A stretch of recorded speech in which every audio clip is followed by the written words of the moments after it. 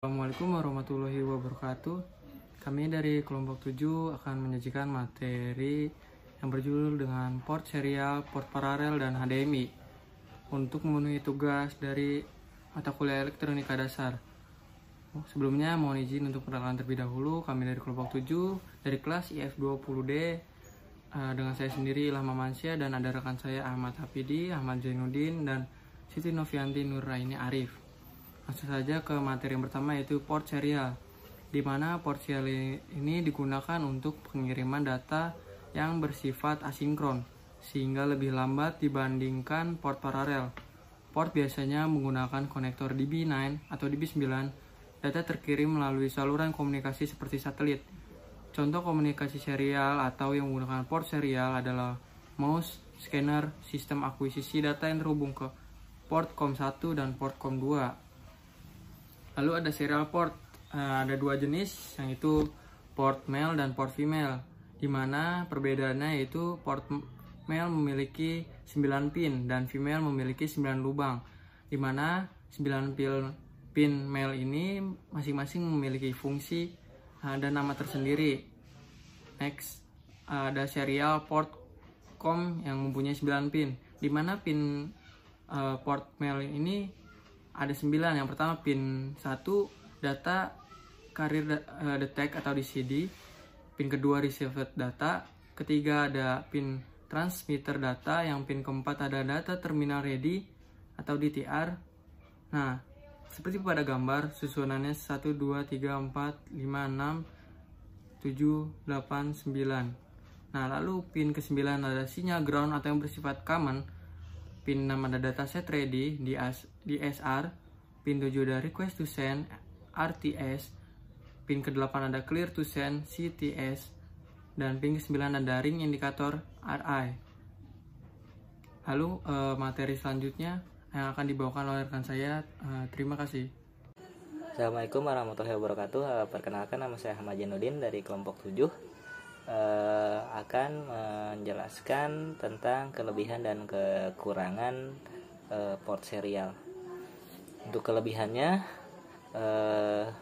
mengetahui apakah sinyal yang diterimanya merupakan bit data, terus dapat mengetahui apakah sinyal yang diterimanya membentuk sebuah karakter. Lalu kelebihan lainnya, dapat mengetahui apakah sinyal yang diterima membentuk sebuah blok data. Yang terakhir adalah membutuhkan jumlah kabel yang lebih sedikit. Lalu untuk kekurangan dari port serial adalah antara lain port serial jauh lebih lambat daripada port paralel. Port serial terkesan lebih rumit daripada port paralel. Baik, untuk selanjutnya di sini untuk port paralel,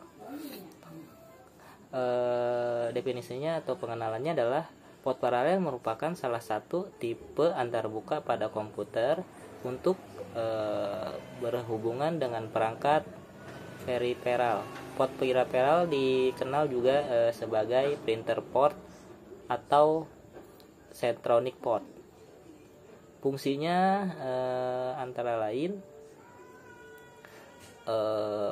port paralel adalah sebagai penghubung motherboard dengan printer jenis lama, beberapa scanner, sound card, webcam, gamepad, joystick, dan eksternal CDR atau CD-RW. Selanjutnya di sini ada diagram pin untuk port paralel. Di sini untuk port paralel yang di atas yang berwarna biru itu yang tipe male. Konektor paralel male atau yang jantan dipasang pada kabel penghubung. Sementara untuk yang bawah atau yang berwarna merah muda itu paralel female. Konektor paralel female atau yang betina dipasangkan pada kabel komputer bertipe DB25. Selanjutnya akan dijelaskan oleh rekan saya. Terima kasih. Kenapa disebut paralel? Port paralel bekerja dengan mengirim dan menerima beberapa bit pada satu saat melalui satu kabel. Di sini ada contoh gambar-gambar port paralel. Di sebelah kiri atas ini ada untuk contoh port jalur-jalurnya. Port paralel adalah port yang paling sering digunakan sebagai interface dengan berbagai macam peralatan eksternal. Nah, secara umum, parallel port atau port paralel terdiri 4 jalur kontrol, 5 jalur status, dan 8 jalur data. Seperti yang terlihat pada gambar di sebelah kiri atas. Nah, data yang dikirim menggunakan komunikasi paralel, atau dengan kata lain data tersebut dikirim dalam waktu bersamaan, namun pada saluran yang berbeda. Karena pengiriman data dilakukan dalam waktu yang sama, maka pengiriman datanya pun akan semakin cepat. Ada jenis-jenis port paralel. Sini ada port paralel, ada tipe A, tipe B, dan tipe C. Untuk tipe A, konektor DB25 dapat ditemukan di kebanyakan komputer yang sering digunakan. Tipe B, Centonics 36 pin, sering ditemukan pada printer. Untuk tipe C, mini Contonix MDR 36 Contonix. Ukurannya yang lebih kecil dan tidak begitu populer. Mode operasi port paralel. Standarisasi paralel port terbaru diatur pada IEEE atau Institute of Electrical and Electronics Engineers 1284 yang dikeluarkan pada tahun 1994. Standarisasi ini mendefinisikan 5 ragam operasi, yaitu mode kompatibilitas, mode atau juga disebut mode Contronics, hanya dapat mengirimkan data ke perangkat periferal pada kecepatan 50 kB per second hingga 150 kB per second. Kedua yaitu ada mode nibble, dapat menerima 4 bit nibble pada arah yang mundur, misalnya dari alat ke komputer. Tiga yaitu ada mode byte. Mode byte menggunakan fitur bidirectional parallel untuk menerima 1 byte atau 8 bit data pada arah mundur. Yang keempat yaitu ada mode Extended Parallel Port atau IPP, dan yang kelima ada mode Extended Capability Port ECP.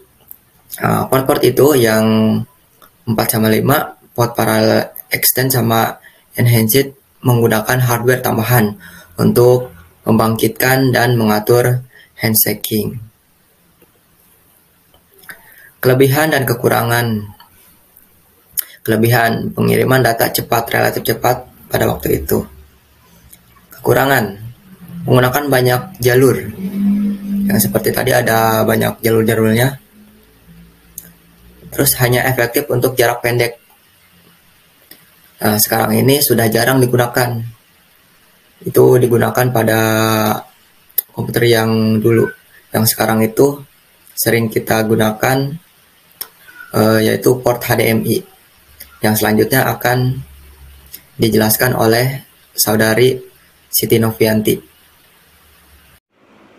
Baik, selanjutnya saya Siti Novianti Nuraini Arif akan menjelaskan tentang HDMI atau yang mempunyai kepanjangan High Definition Multimedia Interface. HDMI itu adalah teknologi yang digunakan untuk menampilkan suara maupun audio ataupun gambar. HDMI itu sendiri diproduksi dan dipasarkan itu pada tahun 2003. HDMI sendiri itu mempunyai 3 jenis. Ada 3 jenis. Yang pertama itu adalah tipe standar atau tipe A.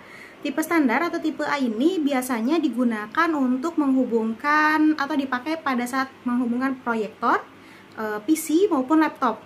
Dan yang kedua itu ada tipe mini atau tipe C. Ini biasanya digunakan untuk perangkat portable seperti kamera DSLR atau bisa juga untuk tablet. Dan yang terakhir itu adalah tipe mikro atau tipe D. Dan ini sama gunanya untuk perangkat elektronik yang portable juga, cuma bedanya lebih kecil. Contohnya seperti kamera saku.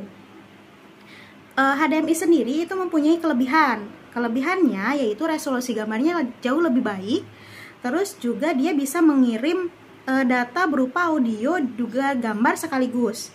Dan yang ketiga itu mendukung di berbagai perangkat. Dan yang terakhir kecepatan transfer datanya itu baik. Selain kelebihan, HDMI juga mempunyai kekurangan. Kekurangannya yaitu harganya jauh lebih mahal ya, relatif lebih mahal. Terus juga kurang awet, dan yang terakhir produknya agak terbatas.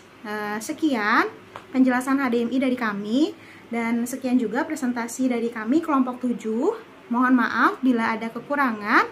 Wassalamualaikum warahmatullahi wabarakatuh.